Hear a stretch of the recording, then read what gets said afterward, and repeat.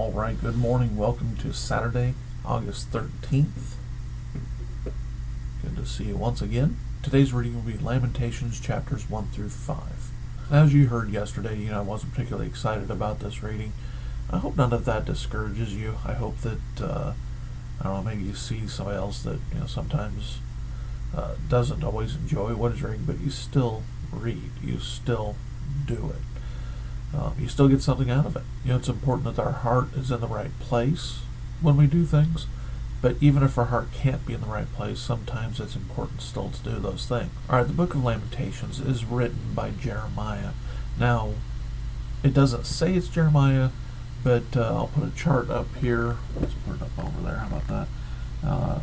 Some things for you to compare to if you doubt that Jeremiah wrote it. Maybe even in an outline. How about this one? When you read Lamentations, basically picture Jeremiah, and as you see the elders, some other people, just sitting on the curb, watching Jerusalem being destroyed, ransacked, burned, and Jeremiah is writing down those things. Now, each chapter is 22 verses long.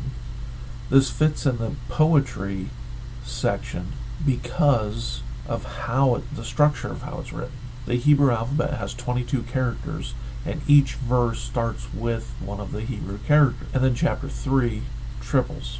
A theme could be mourn about the possibility of sin, or be forced to mourn because of the result of it.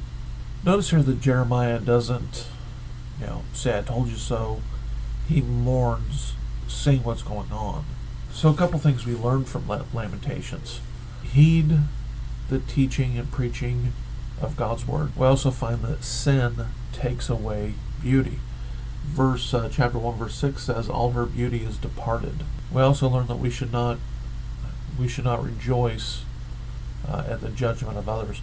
And by the way, when we perceive judgment in other people, it isn't always judgment. Sometimes things happen, but if we rejoice in that, there's a good chance, I think, that God turns it on you. We find that even in judgment, that God is merciful, and then also people who lament can be a great blessing to other people.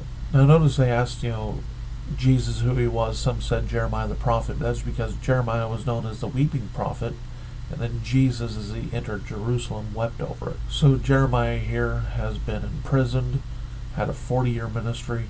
They didn't listen. Do you feel like he wasted his time? God doesn't. So as you read Lamentations today,